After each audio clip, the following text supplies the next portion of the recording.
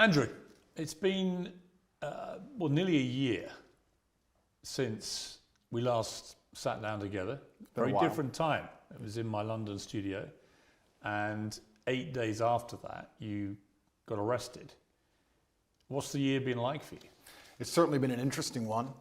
I've been constrained this entire year. I spent 93 days in a Romanian dungeon, 5 months locked in my house, and now I'm restrained within the country of Romania. So it's certainly been a turbulent time. The moment you got arrested, it was all pretty dramatic. The video came out, the world saw it, a lot of people smashing into your home. Did you have any inkling, warning that something like this may happen? I knew it. I kept saying before I was arrested on every single podcast I did, I said, you get 3 lives in the world. The first life, they're going to cancel you. They're going to slander you. They're going to delete your access to social media so you can't defend yourself. The second life, they're going to try and put you in jail for no reason. And if you continue to speak against the power, they're going to assassinate you. I knew I was on my second life. I kept saying it. I knew it was coming. I didn't know the bullshit reason they'd use, but I found out once I was in a cell. When you were arrested, you don't speak any Romanian at Zero. all. And they didn't speak English to you. Correct. So you were taken to a cell. You had no idea what they were alleging you'd done. I was arrested on the 27th of December, so because of Christmas and New Year's and other problems, they couldn't even translate my paperwork for 2 weeks. So for the first 2 weeks I was in a prison cell, I had no idea why. I was given papers in Romanian. I could read human trafficking, I understood, but I was like, human trafficking who, when, what? None of this makes sense. I waited 2 entire weeks inside of my cell before I was given an English translation, and then I realized exactly how ridiculous the whole case was. Just to clarify, I am accused of helping my friends get big on TikTok. That is what I'm accused of. I told some girls I know how to post on TikTok to become viral when I was at the time the most viral person on the planet. And they are saying I'm a human trafficker for that reason. It is insane. Well, we'll come to what you've been accused of. It's more serious than the way you've categorized it, but we'll come to that. There is a lot of speculation that the reason the Romanian authorities knew that you were back, because you were en route, I believe, to Dubai for a New Year's Eve party, is that you were interacting with Greta Thunberg on social media, and you had a pizza in front of you which came from a well-known Romanian pizza store. Is there any truth to that? I don't think so. I think that they know where I was. A lot of people knew where I was, and they had instructions from higher up to teach me a lesson. I was on my second life, and that's exactly what I'm going through right now. There's an irony to your situation, because you always said the reason you came to Romania was precisely because you thought you could avoid being in this situation. Well, I loved Romania, and it's a strong Christian nation with strong traditional values. I want a life where I'm left alone by government. I don't believe in big government. I'm trying to avoid that. It felt like Romania was a place which was very safe societally, and the government was not too interested or involved in people's lives. But things change. Also, your freedom and your ability to speak the truth is heavily correlated to your insignificance. When you become large and people start listening to what you say, you soon realize you no longer have freedom of speech. And it doesn't matter where you are on the planet. If they decide you must be assassinated, you will be assassinated. You in jail, what was that like? Romanian jail is not English jail. Describe it. What was the cell like? I have to be careful what I say because I don't want to insult the Romanian justice system, which I'm still beholden to. However, it's exactly as bad as people would expect it to be. Luckily, it was in the winter, so the cockroaches were not too bad. It was also during Ramadan, so I didn't have to eat so much, which was helpful because of the situation. I think the most stressful thing about it is I had no idea how long I was going to be in there for. I was dragged from my house. I was given papers in Romanian. I didn't know why I was there. I found out why I was there, and it was garbage. I couldn't seem to get out. I could have been held for years. It's very stressful. And the best thing you can do is turn to God and train as hard as possible. I did thousands of push-ups a day every single day. Were you in solitary in this period, 3 months? No, I wasn't in solitary the entire time. Sometimes I was by myself. Sometimes I was with other guys, and sometimes I was with my brother. So, when you were on your own, were they keeping you in there for 24 hours a day? Were you allowed out? No, I wasn't allowed out. There was no yard time. It was 24 hours a day, locked in a single room, probably 3 or 4 steps large, and you do nothing but stare at the wall. And you. How many days did you do that for, on your own? 11, 12. I mean, that's a pretty grim scenario for anyone. Life's grim. For you, always being Mr. Confident, you said, interestingly, that you wouldn't categorize what you were feeling as depression because you don't believe in the concept of depression. You and I have argued about that before. But it sounds to me, from what I've seen you say when you've talked about this, that was pretty close to depression, what you were feeling. Life's grim. And if you want to be a superhero, you have to understand in every single superhero movie, he is losing for 80% of the movie. He's going to suffer for the majority of the movie before he wins at the end. I've always wanted an exceptional life, Piers, and I'm not a coward. And I knew that by telling the truth about certain issues, I was going to pay the price for it. So I won't say that I deserve to be in jail, but I certainly put myself in there by telling the truth to the populace and telling the truth and living. But when you're on your own in that cell, what were you thinking? It's a long time to self-reflect, right? It certainly is. And I think my number one concern when I was in jail, despite the fact that my situation was dire, were my concerns as a man and all the people I have to take care of, and my children and my family and the people I pay for and all the people who work for me. And truthfully, I wasn't worried about myself, I was worried about everybody else. And I think that's the true masculine frame. Did you get emotional? Did you shed tears in your cell? I'm an emotional man. I think men are hyper emotional. We just have to control it. I was extremely busy inside of my jail cell. I had lots of push-ups to do. I was very concerned about the people on the outside. I was trying my best to get out. It's difficult for me to answer the question because it was an interesting frame of mind. I knew that God was watching and I had to perform. It's very difficult for me to go through life saying I'm the top G, I'm this, I'm that, and speak about mental resilience and mental toughness, and then the second I'm thrown inside of a solitary confinement cell, cower out. I'm not that person. There's some other people who talk about mental toughness and want to give advice, and when bad things happen to them, they end up addicted to prescription drugs. I'm not a coward and I'm not a liar. No, but it would be perfectly natural to be emotional in that scenario, and there's no shame in admitting that. I was emotional. I missed people. I missed them, and I knew they missed me. So I felt a strong sense of missing. But you cried. There were tears that ran down my face, but I did not cry. I mean, that's crying. I would disagree.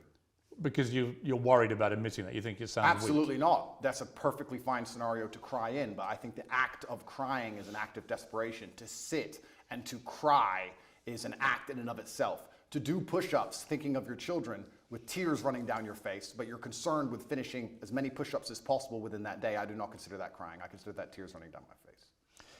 When you found out what they were alleging you'd done, sexual assault, exploitation, and so on, what did you feel about that? What was your first reaction? My first reaction was, the standard playbook. The standard playbook for anybody who speaks up against power is sexual exploitation. Isn't that the normal one they go to? Can't we name like 10 or 15 people right now they hit them with this exact same garbage? Name a full-grown man who's 36 or 37 years old who's not had sexual relations with a woman at some point in the past. And the way the Matrix works is they lie by omission, right? They just hit Russell Brand with it. I think they hit P. Diddy with it this morning. Julian Assange just got hit with it. He's still in a cell. But lots of people get hit with these allegations and it turns out to be true. A lot of people get hit with them and they turn out to be false. Yeah, but you're sort of trying to make out all the people you just named are innocent. You don't know that. Of course I don't know that, but a lot of people get hit and it turns out to be false. Why would you assume they're innocent? Well, I'll tell you why. Because the way the Matrix operates is it chooses something which is heinous. If they accused me of drug dealing, nobody would care. They choose something which is heinous, so the process itself is a punishment. So they damage your reputation throughout the process, regardless of whether it's successful or not. Then what they do is they lie by omission. They throw you in a cell and they contact everyone you've ever interacted with. 2,000 people I know were called, and they were looking for one person to say they're a victim. By the way, they failed. They did not even find one. But if they did, they would then say, Andrew Tate's victim, he's a sexual assaulter. And they would remove the testimony of the 1,999 people who said, I'm a very nice man. Lie by omission, and then they put together this entire package, use the mainstream media to convince the world that you deserve to be in jail, and that is how the Matrix operates. I mean, to be clear, I don't know if you're guilty or not. I do. You're perfectly entitled to say that, and you know, right? Of course I know. But I don't know, and I will await any trial that comes to see what comes out in the trial and see what happens, right? So I'm not going to prejudge the trial. I'm not going to judge you and say, I think you're guilty. I don't know, right? We are where we are. You've been charged with serious crimes and it's likely you'll face a trial and we'll see how that all plays out, obviously. Going back to jail, how were you treated by other people? Everybody in jail was extremely apologetic to me. All of the staff, the police officers, everyone who worked in the jail, the person who served me my meal, everybody was very sorry for what happened to me. They made it very clear they knew it was garbage, and they were apologetic. That was the only vibe I could give you. They were kind of like, listen, you got too big. I'm sorry. This is how things work. And sorry, here's your meal. Nobody had any real problem with me. None of the prisoners had a problem with me. Did you get into any fights? There was a couple scenarios where violence could have occurred, but I think once people realize that violence is a certainty and that you do not operate under a fearful realm, they often aren't so interested. So people threatened you? I wouldn't say they threatened me, but they would have liked to have got the opportunity to threaten me. And what happened? And they realized that would have been a bad decision. And all in all... Well, what did you say to them? Because you don't speak Romanian, so... I didn't, you're right. I actually used a quote from Street Fighter. I said, I quoted Dowson, and I said, they do not understand the secrets of yoga fire, because I knew they had no idea what I was talking about. It was near the washing machines, and they looked at me like I was completely crazy, and they walked away. There's more than one person? Correct. And they made it clear what? That they wanted to... I have to be careful what I say, because I'm still beholden to the Romanian judicial system. Yeah, but that's just an incident in jail. That's Correct. nothing to do with the system. An incident report was written, and it's better I don't mention it.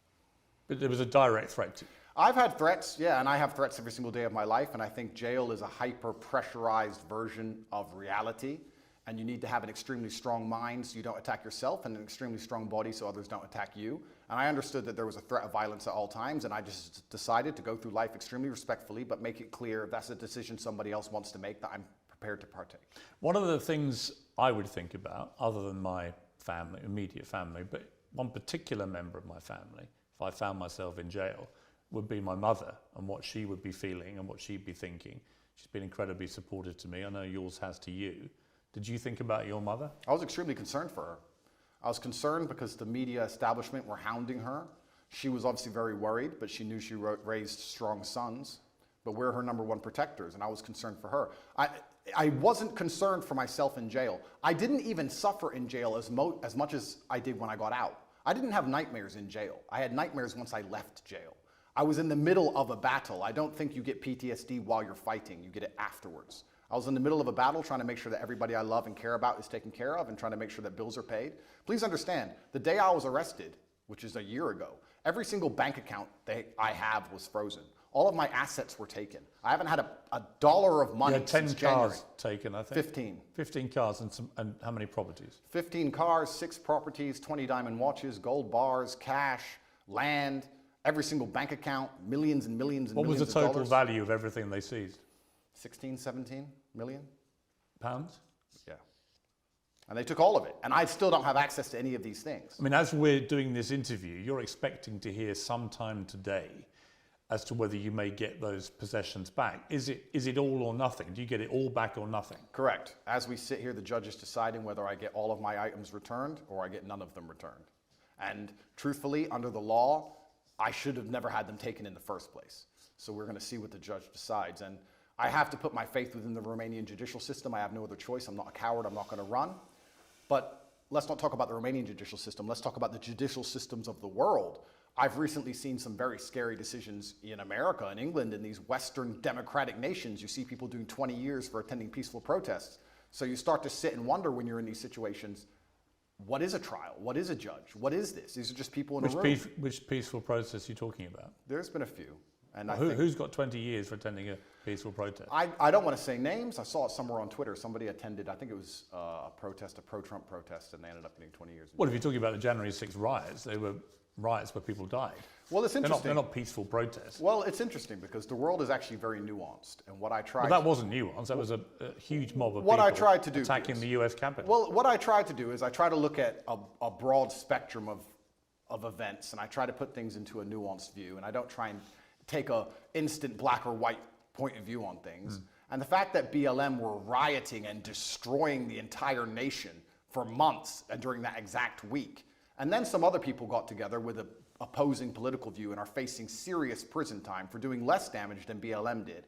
I find that kind of scary because people did die. Well, in a democratic nation, we should all be the same under the law. But Andrew, just to be clear, on January the 6th, people died. People died during BLM.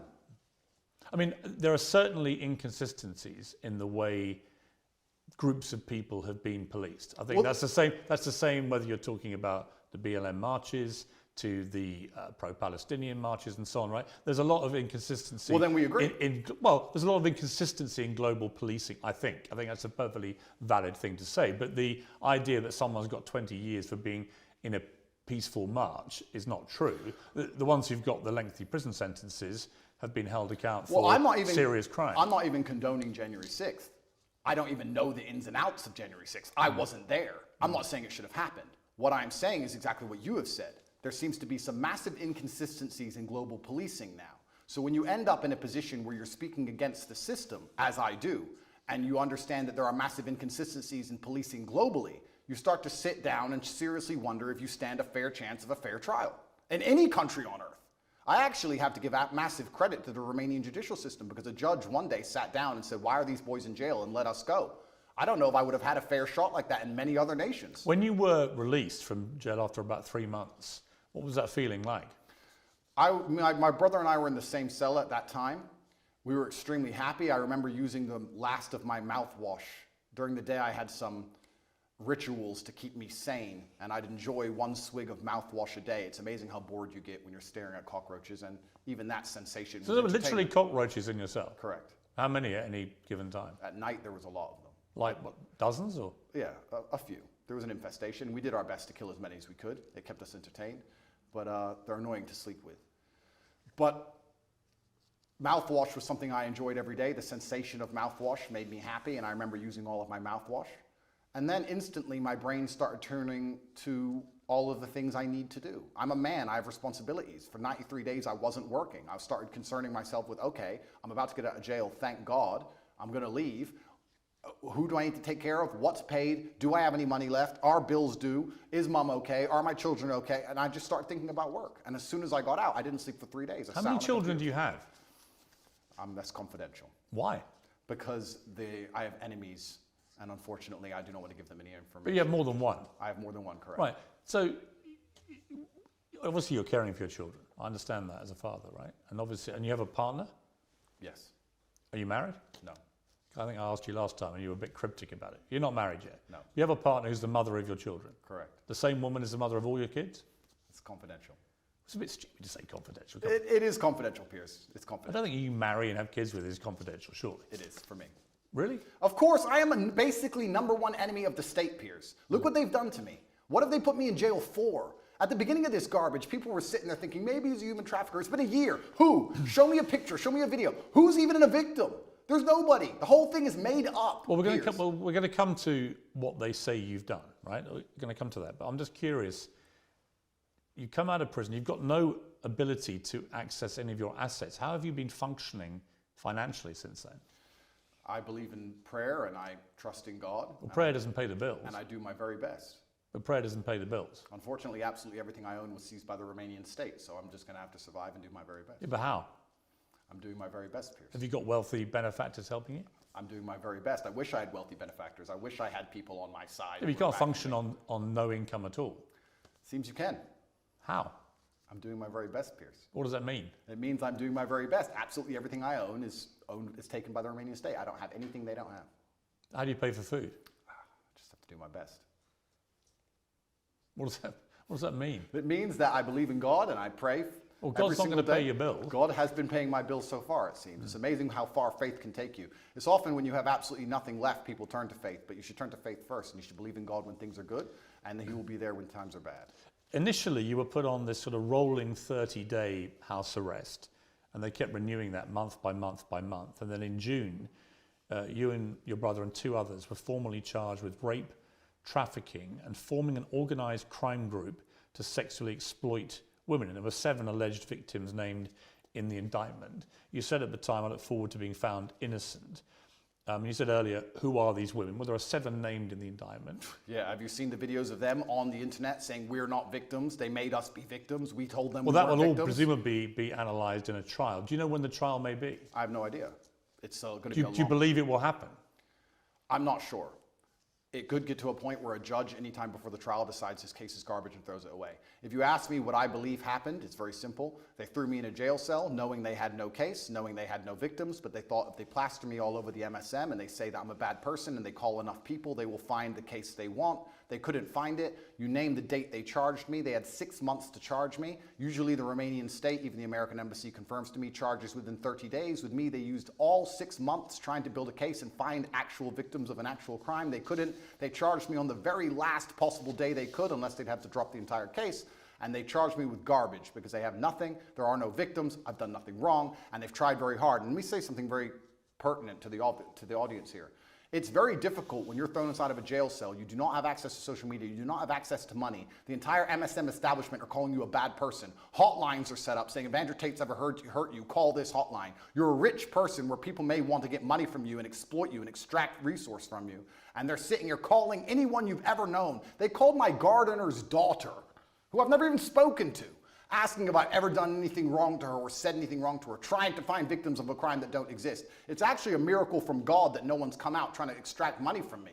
Whole thing is garbage. They could do this to anybody. Piers, they could do this to you. They could put you in a cell, put all over the media you're a sexual exploiter, and for 3 months talk about how bad you are when you can't defend yourself, and call everyone you've ever interacted with. And if anybody you were ever rude to once decides they want a payday or some fame, they can use it against you. It's insane. The Romanian authorities' prosecution files accuse you of using verbal and physical abuse to keep women in line, taking 50%, I believe, of the women's online income, although I believe that figure could vary, could be up to 80%. Is that right? No, they accuse me of exploiting women who did TikTok.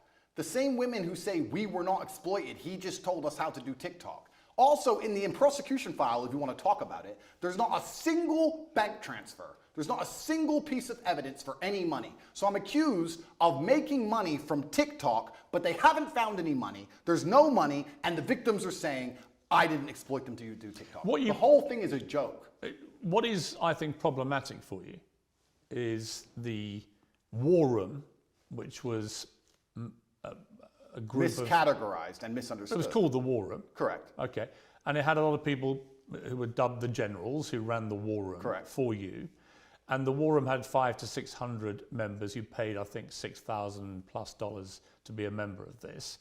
And when you saw the logs of the web chats between people from the war room to each other, a lot of it made disturbing reading. Were you disturbed by it when you read that? Firstly, a lot of that is bullshit. A lot of that's fake. Secondly... Well, you think they're literally those logs are fake? Absolutely. Secondly... But the BBC verified them. The BBC verified them, or they're the same people who verified the vaccine. Those people, they're liars, firstly. A lot of them are fake. Secondly, the war Were room... you disturbed by anything you read? No, because none of it's real, firstly. Secondly, there's 4,000 members in the war room. Thirdly, the war room is about masculine personal development. We talk about fitness, making money, strength. We talk about very important things. There's 4,000 members inside. If you're telling me that amongst 4,000 members with 24-hour chat 7 days a week for the last 5 years, they've managed to find 2 guys talking locker room talk, and that somehow offends the world, then nobody understands how the world works. That's not why I was in jail. It's nothing to do with the war room. I was in jail because I spoke against power, because I told the truth about COVID, because I told the truth about the war in Ukraine, because I told the truth about all of these things. I don't understand why people would want to put you in jail for giving your opinions about COVID or Ukraine. Why would they? Why wouldn't they? Well, why would they? Why would they say that Andrew Tate's opinion is so important on Ukraine that we have to put him in jail? I don't buy that. Okay, because I was the most Googled man on the planet, and I had a huge affinity with the most troublesome demographic for the Matrix, which is the young masculine youth, the people who you need to die in wars, the people who you need to psyop into being slaves to build the roads while telling them that they're not allowed a point of view and they're not allowed an opinion on anything. And I was saying things which was going against the narrative. And the Matrix, the way it operates is it uses the MSM to purport lies, to inject slave programming into people's brains so that we live lives which are not good for us but are good for them. And I was sitting there unplugging it. Why would they sit there and say, we've put together this massive psyop, we're going to convince everybody to inject themselves with poison, and we're going to lock everyone in their houses, and it's all a lie, and we're going to let this one guy who everyone listens to... Andrew, it wasn't all a lie. Yes, it was. It wasn't. There was a new novel coronavirus. Okay, I'll tell you what the facts were, and you can then laugh at them if you wish. Sure. But there was a novel coronavirus, COVID-19. It was killing thousands of people a day. Really? Yes, absolutely. Scary. Yeah, and I know people who died. Who doesn't? I know people who died before Corona. Fine, I'm sure people died of lots of things, but it was killing exponentially thousands and thousands of people, and then vaccines were developed at very high speed, and they managed to save, in my estimation, millions of lives. You may not agree with that. Absolutely. But those are facts as assumed by the body of scientific and medical experts in the world. The body of scientific and medical experts, you mean the Matrix? I could get... What is the Matrix? The Matrix are a bunch of people who can come up with studies from the sky to say anything they want them to say, so they can use the MSM to purport garbage inside of people's minds. So you end up locked in your house, clapping for the NHS like a performing seal, injecting yourself with experimental poison for the 9th time. It's a lie. There was no reason to lock everyone in their house. More people died from missed cancer appointments than anyone ever died of COVID. People always got the sniffles before COVID, and they've always got it since. Let me ask you a question. Hang on, sir. it wasn't. Where has COVID gone? It wasn't. Diseases don't go away. It wasn't. Where's COVID gone? It wasn't. Well, the COVID strains have got milder, as indeed flu did. Flu used to so kill. It's gone away now. Well, flu pandemic in about 100 years ago killed 50 to 100 million people, and it's got steadily milder over the decades since. This is normal medical science pathway for most pandemics, right? So on that, I mean, your sort of cast iron, it was all matrix MSM nonsense, is palpably untrue. Well, I'll tell you why that's not untrue. Let me tell you my personal experience with COVID. I'm an extremely logical person. At the beginning, when everyone was dying, dropping dead in the streets in China, which I never saw, by the way, funny, and the Italian hospitals were full, English hospitals were never full, funny. Me and my brother sat there and said, if this disease is so deadly and can damage us as strong military-age males, then the world is over.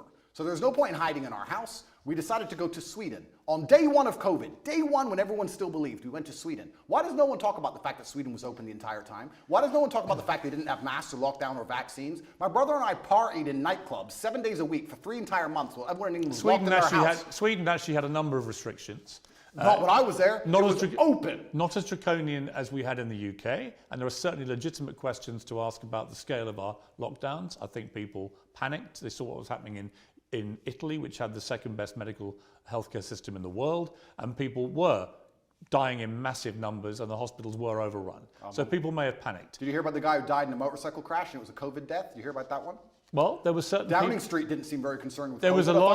was a long debate about people dying of COVID or with COVID. I know all that, but the bottom line for me, it is indisputable that COVID was a deadly pandemic that killed a lot of people. It turned out a lot of older people more than young people, but they didn't know that at the time, not for a long period.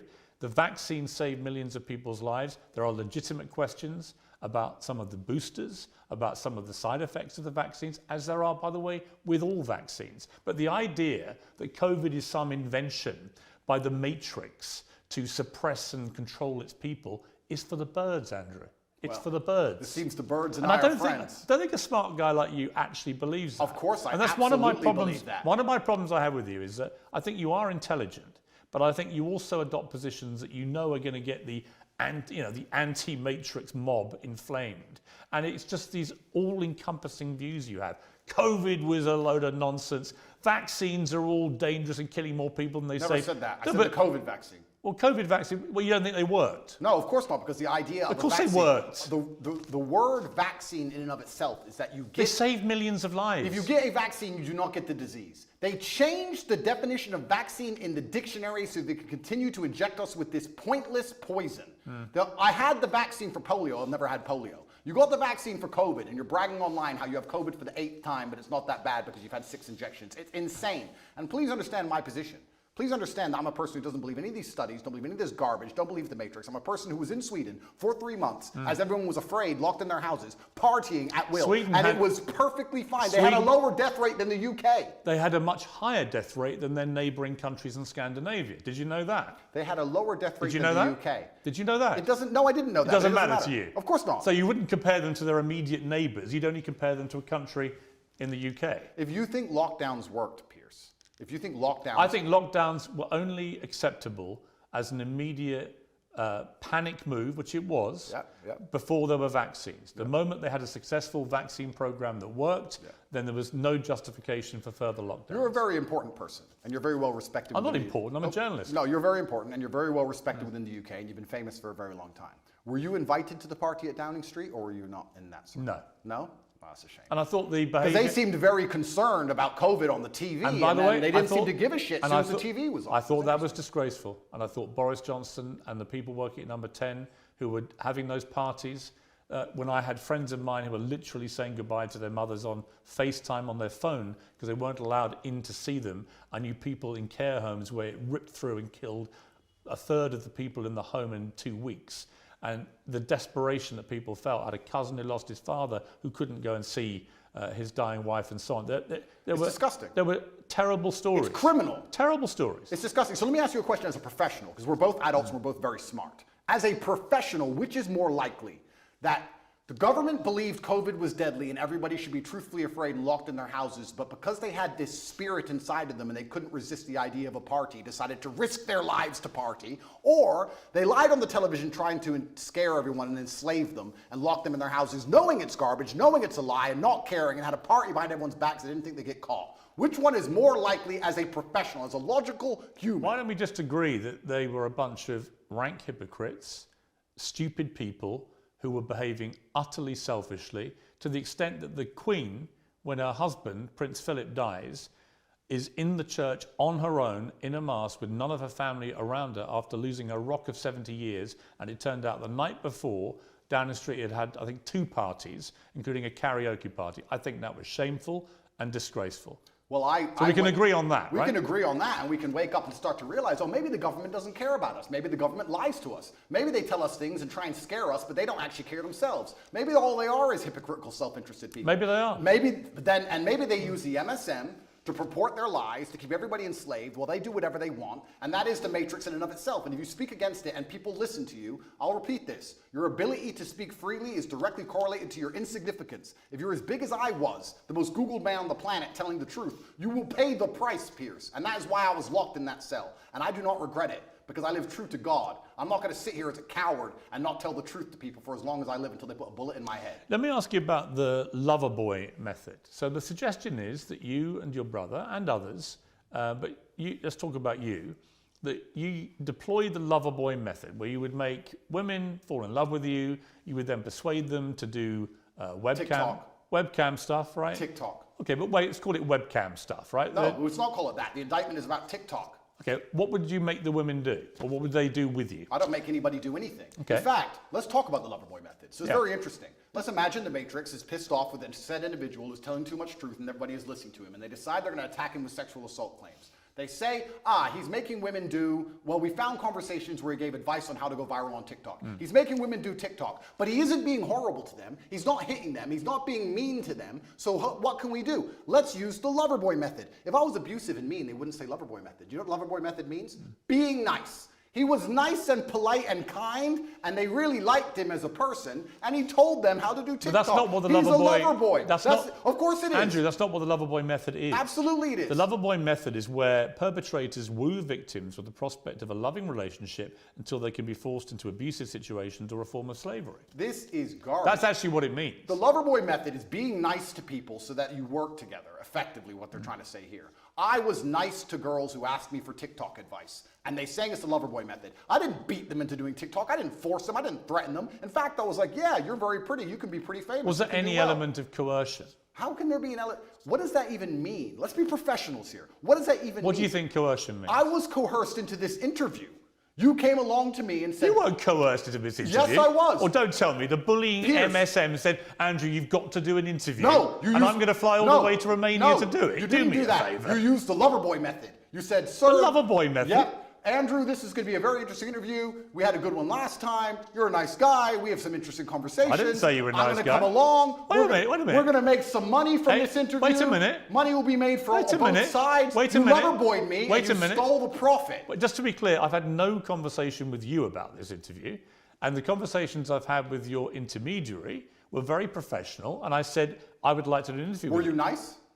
I'm always nice. Loverboyed. You can't believe you used niceness to loverboy me because this is a profitable enterprise and I was coerced here. I make no pretense that I've come all the way from London to Romania to interview you because, yes, I want to do it on my show and that will clearly benefit me and my show. Am I a full-grown consenting adult who decided to do this show? Yeah, but you're not being coerced into doing this. Am I a full-grown consenting adult who decided to do this show? Yes. Okay, so I wasn't coerced, correct? But what's that got to do with what I've asked you? Because you were nice to me and you're saying that... I wasn't nice to you. I didn't even talk to you. Being nice is the lover boy method, and that adults have no personal responsibility. And if you're nice to someone, they become your slave. I wasn't nice to you, and I didn't call you a nice guy. I feel lover boyed. I feel lover boyed. Piers. I'm sorry. Well, I'm sorry. It's fine. You had a website, Hustlers University, offering courses teaching husbands and boyfriends how to get their partners into webcam. Absolutely false. The Hustlers University, which you can go to now, actually, we've changed the domain, it's university.com, is a school which teaches modern wealth creation methods. We teach people how to make websites, we teach people e-com. Why did you call it a PhD pimping hose degree? No, you're talking about an old video which was made satirically. But why did you call it that? Oh, that was satire. Of course it was. 9 years ago, the internet was a very different place. And if you're going to sit here and say, oh, 9 years ago you said stupid things on the internet, it's not a gotcha moment because every single person has. So have you. No, but you'd be very... So have you because you advocated for the vaccine, sir. So yeah, you said absolutely. stupid things on the internet. Yeah. Life, that's how things go. It's satirical. I also said I'm an astronaut. Do you believe I've been to the moon? Because I haven't, believe it or not. Hustle's University teaches children how to make websites, and it's There's only one reason I'm asking you. Advice. Only reason I'm asking you. You've repeatedly said in interviews since you were arrested that you have never categorized yourself as a pimp. You don't think you're a pimp, right? Well, what about all the rappers? Did you ask Ice Cube if he's a pimp and a murderer and a drug dealer? I'm not Jay-Z sold crack. I'm not interviewing them. I'm asking you whether you have at any stage in the last 15 years been a pimp. Of course I've not been a pimp. I've said I'm a pimp. I've said I'm an astronaut. I've said I'm a cowboy. I've said I'm the strongest man in the world. I've said I'm James Bond. Throw me in jail. Are you just... Put me in jail. Okay. I deserve it. 9 years ago I made a joke on the internet. So here's my question. Are you a fantasist? I'm not a fantasist. Do you have a persona that's just not you? Of course not. I am me. Well, if you are you, why would you repeatedly call yourself a pimp and then now say you've never been a pimp? Are you going to sit here and say that because I've once said, oh... I'm curious whether if you're trying to say to me you didn't mean any of the things you said. So I'm asking myself, well, why should I believe anything you say now? In other words, is what you say actually what you mean? Is Andrew Tate real? Or do you have a complete persona that you've fueled for money that has nothing to do with the real you? I don't know. You tell me. I exaggerated on the internet 9 years ago for comedic effect. I'd walk into a nightclub and there'd be girls at my table, like every other man who walks into a nightclub, and I'd say, pimpin'. Oh no, put me in jail. 93 days was not enough with the cockroaches. I should go back. This is a matrix attack, Piers. Every single person, every single man out there has done things worse than I've done. In fact, I will argue, if you put 99.9% of men through the level of scrutiny I've been through by multiple federal agencies, you will find a lot worse than him saying he was a pimp on the internet 9 years ago. You will find actual genuine crime. And I've done nothing. I live true to God. This is all garbage and it's not real. Like I said to you, I don't know if you're guilty or not. I do, okay. and I am not guilty. No, it's a matrix attack. I want to be clear to you, I'm not preempting your guilt. I've come here with a completely open mind. You've been charged with serious offences, but I am not going to judge you because I'm not a judge and this is not a courtroom, right? But it's interesting to me that one of the biggest charges against you is that you're a misogynist. And you've always said, I'm not a misogynist. And then the last time I interviewed you, you said, well, I may have said some things that may have been misconstrued. But even in the last week, you've tweeted some stuff, which I'm not even sure if you're aware as you tweet this stuff, how it sounds. Read it. Okay, let's read. This is quite a long one. Sure. But I think it's important to read it to get a sense of how you view women. Absolutely. Any woman I date does not have a job. Okay, so the woman you're with doesn't have a job? No. Okay. Do you date other women? Sometimes. And your partner's fine with that? Obviously. Yeah? And you're fine with that? Why wouldn't I be? Well, you think it's fine to be dating other women when you have a mother I of think your we're kids? consenting adults and everybody can make their own personal decisions. Okay, fair enough. Why would I be working so hard, you say, to have hundreds of millions for my woman to waste her life enslaved pennies? No. I will give you a life you can never ever afford. Private jets, 5-star hotels, new cars, endless spending money and diamonds. You will be rich because you're praying for me every day and protecting my spirit. I work in the physical world, she works in the spirit realm. Women shouldn't have to work because being a good partner is a full-time job for a woman. She has to look good.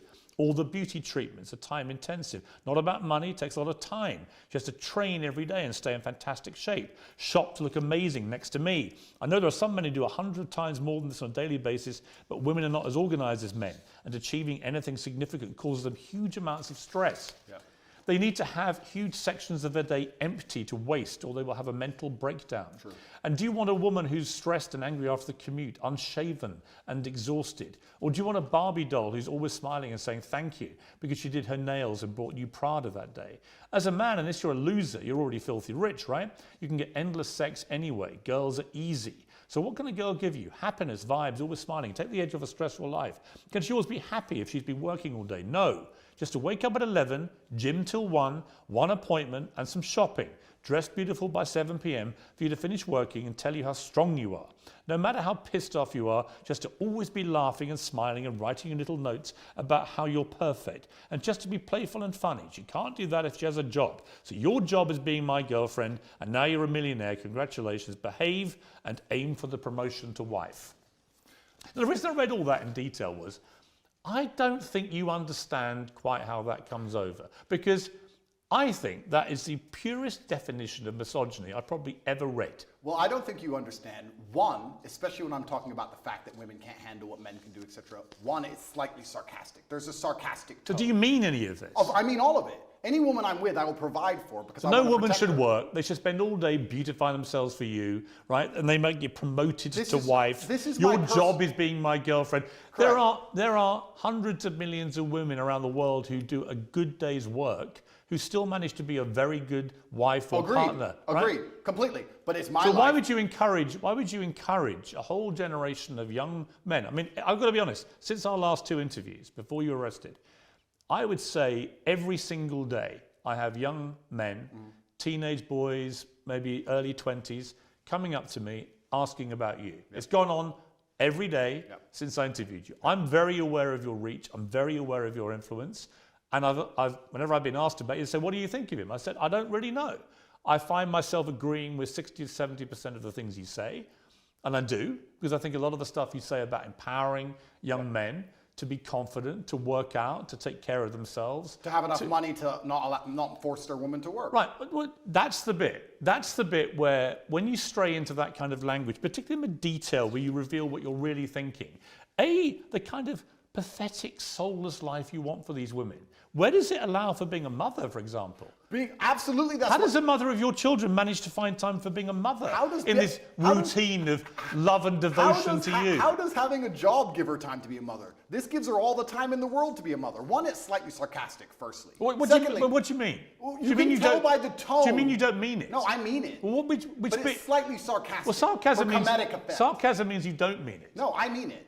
But it's slightly sarcastic. You either mean it or you don't. It's either sarcastic or it's not. I mean every single word. But this is the conundrum with you, Andrew. Sarcastic. This is the conundrum with you, right? It's not a conundrum. If you'd let me explain, it's not a conundrum at all. You tweet, and also, you would be tweet very this. Interesting. I tweeted this out. I get thousands of women begging me, inboxing me, saying, finally a man who understands he needs to provide for a woman so she can be her best self. Right. This is exactly the kind of life that will allow women to become there are a mother. definitely women that will absolutely love to be treated like this. Are they misogynists?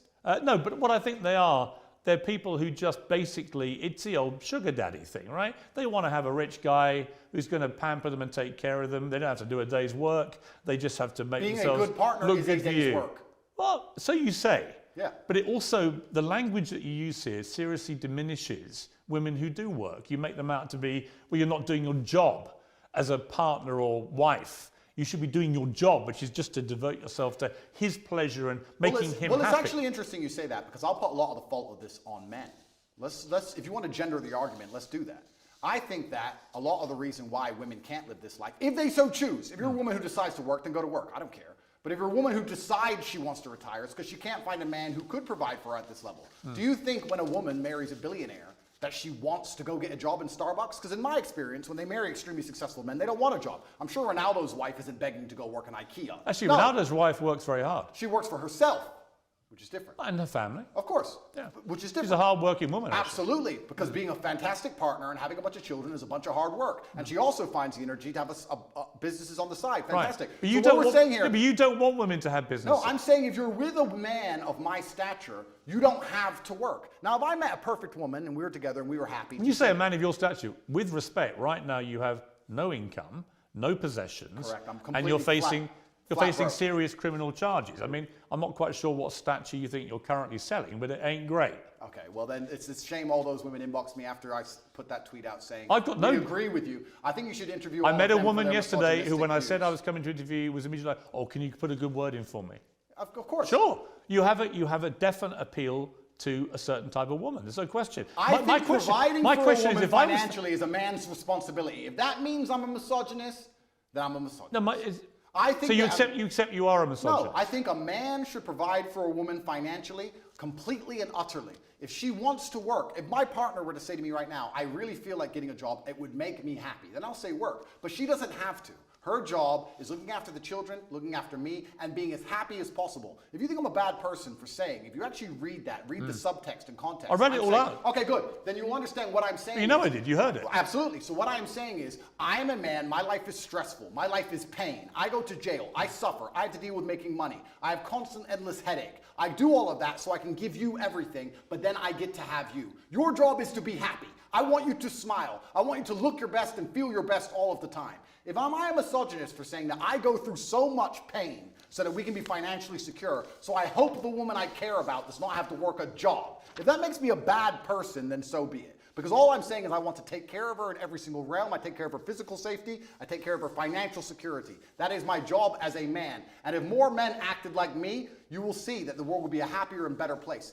The women who say, I really want to work, I want a career, that's their prerogative and their decision. They're allowed to do that. But also, often the reason they do that is because they can't find a man they trust to take care of them. No. I've had this from women in their own mouth. If I found a man who was financially secure and as smart as you, I wouldn't be doing this garbage job either. Why was I psyoped into working to pay taxes when I should be at home having children with a man I adore? Andrew, it's a psyop. Andrew, there are so many women that will listen to that and be laughing and mocking you.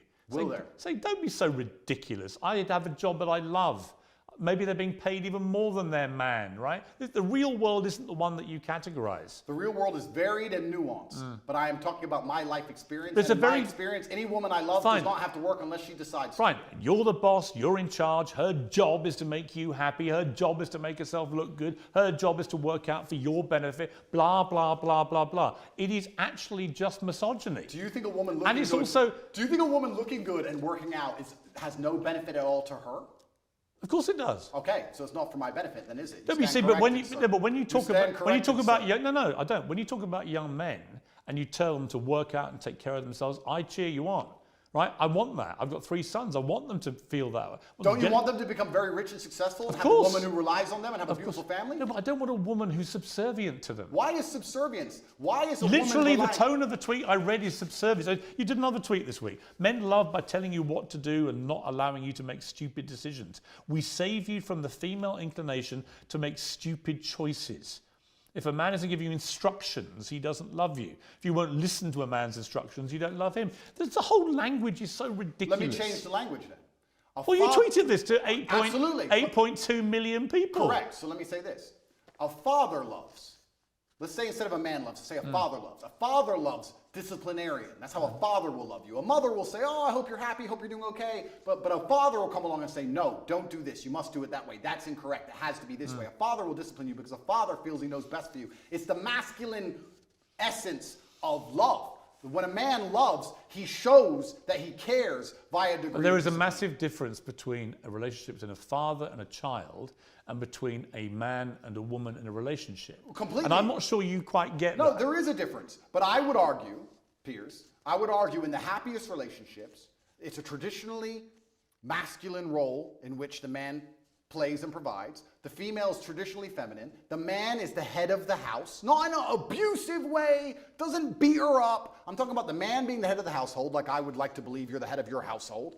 And he comes along and says what happens and what doesn't happen because he's the man of the house. No, that's not. That's actually not how most households operate now. Well, then it sounds like we understand why the entire world's a mess. Because only 10 years ago, that's exactly how the households operated. There was a man of the house, and now we have no longer any clear defined roles. There's no longer a man of the house. You want to talk about knife crime, kids doing drugs, the crime rate, all of these problems. You want to talk about all of the societal ills we face. Perhaps it's because we don't have any men in the house anymore. Perhaps we need to bring the man of the house back. And the man of the house will come along and be a disciplinarian, and he will make the set rules and the creeds of that house. He will say, within this household, we don't take drugs. That stands for the woman I am with, the children who we have birthed. Nobody takes drugs in this household because this is my house and I'm the man of the house. So it sounds to me like we need to bring it back, sir. Yeah, listen, it's all good macho stuff, okay? And I know lots of young boys who listen to this and go, wow, that's how I should be. Then I read the detail of your tweets. And again, come back to this. We save women from their female inclination to make stupid choices. Females are emotional. If a man isn't giving you instructions... Now, females are emotional. Hang on. Piers, he doesn't love you. All this stuff is designed to, exactly as you've just articulated, is designed to make young men feel that the only way they can be successful in life is to effectively have their women under control, give them instructions that they have to obey. Don't buy women Prada, you'll end up in jail. You can buy them Prada, but let me finish my point. My point is that it seems to me, from reading your tweets, even now, that you have a blind spot when it comes to how they sound. And it may be that the legal problems that you're in, which might be extremely serious, and we'll see when the trial happens.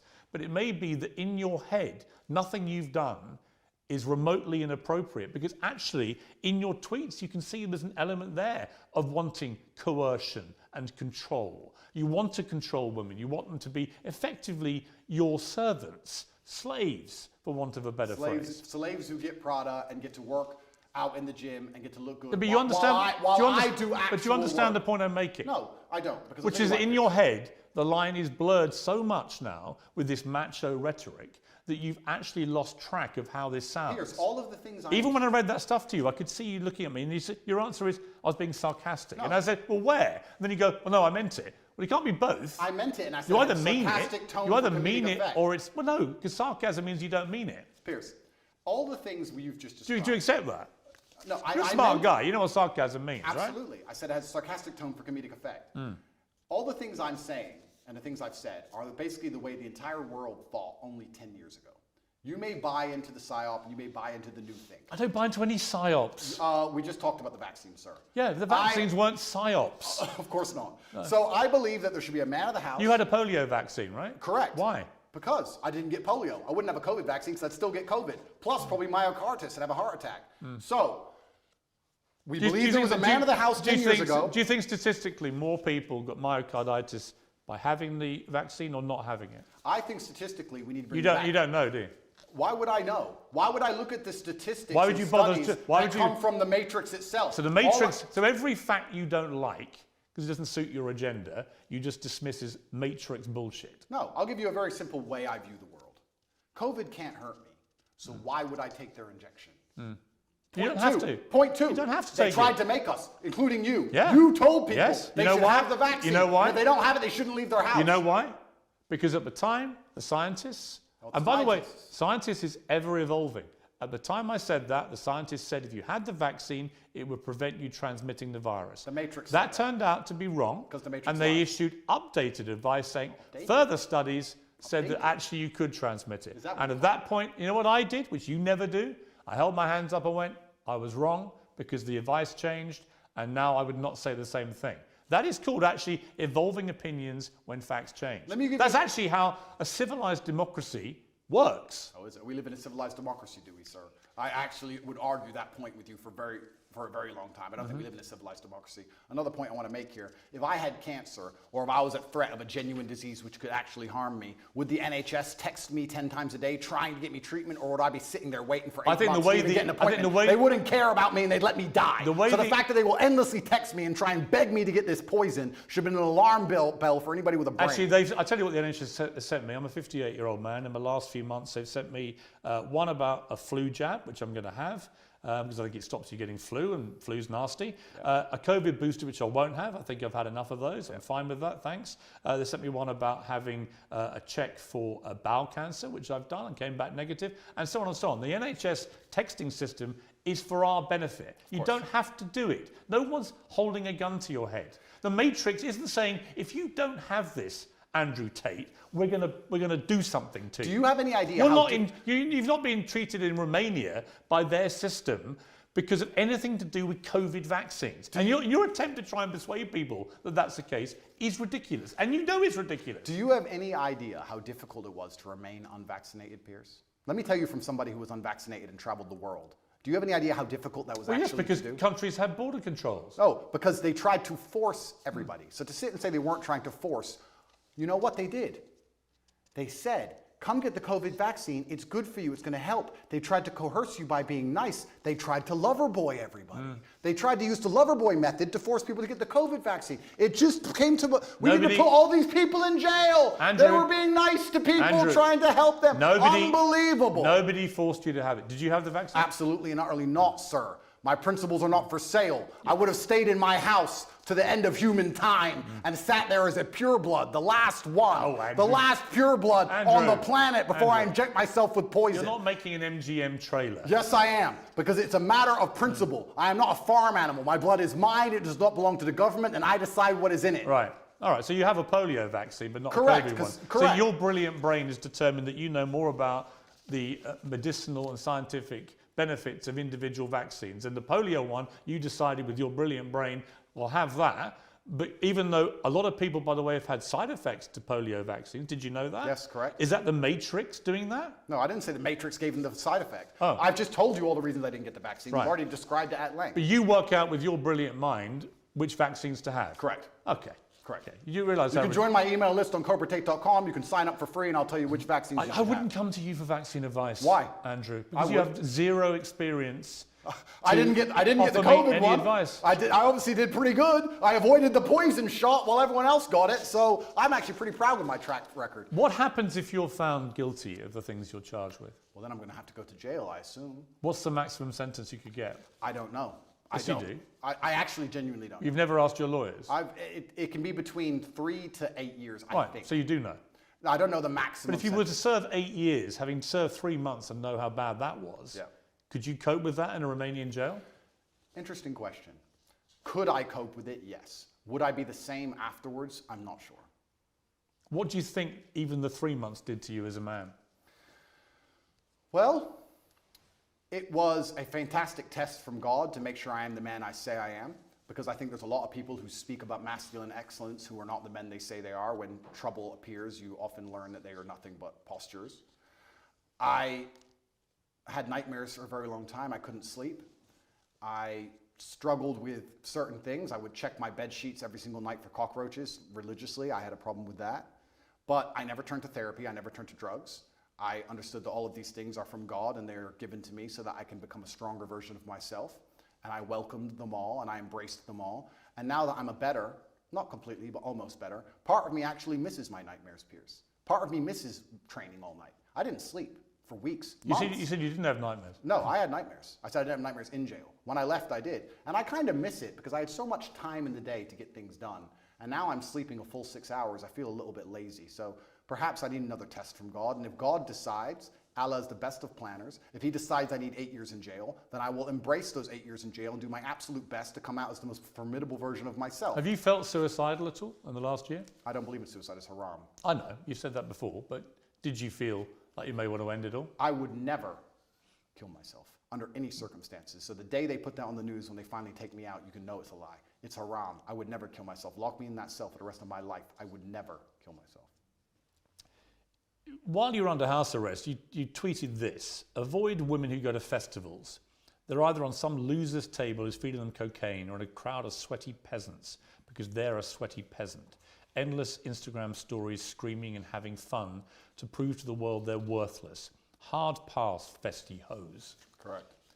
I tweeted that, yes. Again, why would you categorize all women who go to festivals in such an unpleasant way? I actually categorized all men who went to festivals also. Did you read that tweet? Why are you gendering the argument? I think all people who go to festivals are stupid. It is peasantry. I've never been to a festival in my life. I'm not going to stand there and scream and jump up and down for some other human like he's God. I think the whole thing is embarrassing, all of it from head to toe. It's all sweaty peasantry and it's all just drug-fueled insanity. So why are you gendering the argument when I insult the women who go to festivals and also the men who go to festivals, because all of it is peasantry head to toe, and I do not regret it. All festivals are peasantry. Anybody who goes, I do not associate with. I've never been to one in my life. I never will.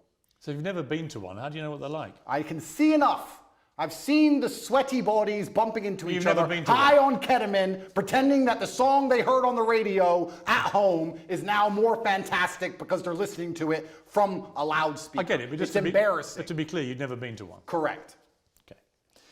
My infinite brain that understands vaccines perfectly we've also established understands. we have established your brain is unique. Correct. You tweeted a picture of Amanda Holden, very good friend of mine. It's a very harmless picture. She's in a bikini on holiday under a rain shower, looking extraordinarily beautiful. In a sexual pose. And you tweeted, you are a wife and a mother and you're far past a teenager. There's no need for this post. Agreed. Again, it's just misogynist to say that. It's not misogynistic. Why can't a woman of her age, she's just turned 50, why can't a woman of that age actually show off her beautiful body in a nice bikini like that? What's wrong with that? You can call me crazy. You can call me misogynistic, but I think once you reach the ripe age of 50, any woman should not be interested in thirst trapping on Instagram. I think she has bigger responsibilities. I'm sure she's a very intelligent lady and she's done amazing things. She's famous. She's obviously very capable. And I think she could do things more interesting than standing around trying to thirst trap on Instagram like she's 18. Because I think she's above it. I wasn't insulting her. I was reminding her that she's actually such a fantastic person. She's done such amazing things in her life and she's so achieved that she's actually above thirst trapping. I was reminding her of her worth because as a feminist, we're all feminists here, right? We all believe in women empowerment. I'm reminding her of her worth. Are you a feminist? Sure. Well, you're not though, are you? I believe in feminine empowerment, and I think feminine empowerment is in... Yes, I do. And feminine empowerment is in modesty. Modesty is empowering for females. You only believe in... Taking your clothes off for men on Instagram is not empowering. It's empowering when you say, no man but my husband can see my body. That is female empowerment. And I was reminding her of that. I was reminding her of her ripe age and her intellect. And there is no need for that How old are you now? I am 36. 36 years old. Correct. At what point will your antics, chugging your cigars and your ripped body in your compound with your security and your Bugattis, at what age does that become a thirst trap? I don't know if that ever stops being a thirst trap. Because So it's fine for you. Once again, one rule for the man, another rule for the woman. Well, it's interesting because I've never heard this argument before, but I'm extremely intelligent. I've already deciphered how this is going to go from head to toe. It's called, I guess we can look at peacocks, right? The male peacock, he shows, look who I am. Look what I can do. Look at my achievement. Look at my beautiful feathers. And I guess you could call it peacocking to a degree. I'm showing the world that I'm extremely physically capable. Yes, that's correct. I'm extremely financially successful. But you stripping off for Instagram is fine. It's not stripping off for Instagram. I'm boxing. When you box, you have no top on. You do it all the time with your cigar and you're showing off your ripped body. That's fine for you. But if Amanda Holden dares do it, that is apparently thirst trapping. I think me boxing with no shirt on is different than a 50-year-old woman posting. You don't just box. I've seen you doing ones where you wander around all moody with your cigar and you're topless and stuff. So fine for you. Are you a fan, Piers? No, I just think it's thirst trap. Do you? Yeah. Well, I don't do that. Perhaps it's successful. Maybe you should start. Perhaps it's successful because I do have a lot of female fans out there in the world, and they pretend I'm a misogynist, but it turns out that 85% of women on the planet seem to agree with me. Every single woman I've ever met in real life agrees with me. I have no female hate at all. I've never had negative interaction with women ever. Yes, you have. With who? Well, what about the BBC journalist that came to your compound? Lucy. Yes. I've never had a negative interaction with a female I don't think she was a fan. I think she was. I would categorise that as a negative interaction. Well, she seemed to follow me around for a long time. I think she was a little bit There are obsessed. lots of women, Andrew. There are lots of women I know personally. There are lots of women who find you incredibly offensive. I don't think so. Right? It's their right to. It's your Of course. It's your right to not care. Yep. But the idea that somehow you're this beloved person for the world's females, I think is not true. You are for a certain type of woman who likes to be treated in the way that you like to treat women. Well, let's counter that argument, right? Because the world, as I said at the beginning, is nuanced. Am I beloved by all females? No. But when I'm sat here with someone as prestigious as you who says you're a misogynist and you hate women and women hate you. I think you talk in a way that is misogynistic, yeah. Okay, well then you make it sound like all women hate me, and that's also not the case. Of course, it's a nuanced argument. I didn't say all women hate you. Some women agree with me, some women don't agree with me. When I said that post about Amanda Holden, a lot of women said, Andrew, that's actually completely correct. She's extremely famous and there's no need for her to be posting pictures like this at her ripe age. I was actually empowering her. I believe that female empowerment is in modesty. But you don't actually believe in feminism. I believe in the idea of... You believe in masculinity controlling women. No. They have to take instructions from you. They have to do what you tell them. And that is actually what love and relationships are about. No, I believe that men and women have different roles. I believe that we were created differently by God because we are the perfect team. I believe that a man who's in his masculine frame is best suited by a woman who's in her feminine frame. I believe when we work together, we can achieve amazing things, whether it's raising children or preserving society. And I believe a man has certain jobs and a woman has certain jobs. You don't understand this about the things I say. When I said there that women make bad decisions in the tweet you referenced earlier, the point I was making is that women are more emotional than men. That is their superpower. That is fantastic. That is a great thing. I love female emotionality. In the tweet before you tried to use against me, I was talking about how I love a woman to be happy all the time, smiling all the time while I'm stressed. I love female emotionality. The reason women are better with children, reason women are better with children is because they're emotional. That is their superpower. That's not what your tweet said. In a position... You're not even remembering what you wrote. Of course it is. I said women are more emotional than men is exactly what I said. And I'm saying that is a fantastic thing, but there is no light without dark. So in certain situations, the emotionality is positive. In certain situations, the emotionality is negative. We can also argue the same for men because what happens with me is everyone tries to gender my arguments. We can actually argue the same with men. Stoicism. Male stoicism is positive in certain scenarios. It can be negative in others. We can come across as unempathetic or not care because we're stoic. I mean, but in certain situations, it benefits I know us. people who've told me that their kids who are in their late teens, they're at schools where the name Andrew Tate is banned. Nobody's allowed to mention your name because the teachers think that your brand of masculinity is so toxic, they are seeing an immediate effect on the way that young men behave and not in a good way. Is that what the teachers think, is it? Yeah. Well, I am actually genuinely concerned by the fact that I've been banned from schools when I do nothing but preach masculine strength and excellence. But then if you actually understand how the society is going and how the world works and all the insanity they're trying to push on all of us, I can understand why they banned me, because I speak the truth. If I was wearing a wig, Piers, and lipstick, and telling young boys to remove their genitals, would I have been banned from schools? No. They would have said, no, you can say his name, no problem. No matter how big I got, if I had a wig on and lipstick and I had been castrated medically, I would be allowed to talk to the young boys. But as soon as I say you're supposed to grow up and get big and strong, and if your wife doesn't want a job, you need to pay for her, it's your job as a man, you better find some money, then I'm the public enemy number one. Garbage. On that last point, you don't say if a woman doesn't want to work, a man has to take care of it. You say a woman shouldn't work. I say my woman won't work. Right. I'm talking about my personal experience. I said any girlfriend of mine, because I'm in an extremely fortunate financial position. I was before Romania took everything, of course. I have hundreds of millions of dollars. So because I am in my position, I would not want my woman to work. I think there's more important things she can do. If you have hundreds of millions of dollars, where you said you had a worth of 17 million. No, I said they took 17 million years. So where's the rest? They must have taken it. I think they have it. Or maybe I lost it. I think I lost it somewhere. You've never had hundreds of millions of dollars. Of course not. You haven't, have you? Of course not. You said they took all your assets. Exactly. Well, did they or didn't they? Of course, they took everything. I mean, they'll be watching this. Are they to assume that there are hundreds of millions more dollars they haven't got yet? No, they're watching this. That's right. They take absolutely everything. You have it all. Right. But again, is that all just the smoke and mirrors? Is that all just the top G stuff that you play up to, which is that has no bearing on reality? I was the most Googled man on the planet. I was the most relevant man amongst 18 to 35-year-old males, which are the highest earning and spending people on the planet. Do you really think that I can't pay my bills, Piers? Right now, yeah. Okay. Someone's paying them for you. Correct, you're right. Someone's paying them for me, you're right. My girl's got a job. She works at Starbucks. Exclusive, Andrew Tate's girl, top G's girl works in Starbucks to pay the rent.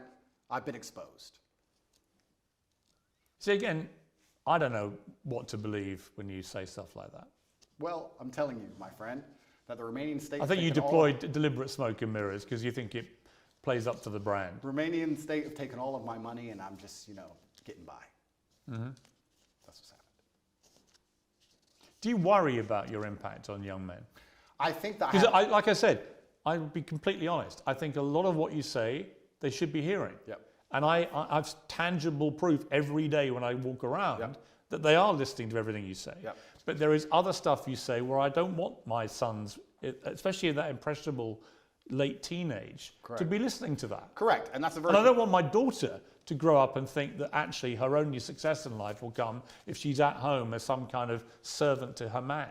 Well, that won't be her only success, but that's a very professional question, and I'll give a very professional answer. I have a massive responsibility. With great power comes great responsibility, and I understand that young men do listen to everything I say. I do think I say good things, but you also made a very pertinent point there. You talked about the impressionable age of a teenager, and it's very easy for a teenager with their hormones and their lack of life experience to take the things I say and weaponize them and use them in the incorrect context. However, that is not my fault. You could argue that 16 and 17-year-olds can look at anything on the internet and misunderstand it. You could argue that all of this transgender garbage and all of these rappers talking about killing each other and all these drill artists talking about stabbing their enemies could be misunderstood by a 16-year-old. I agree.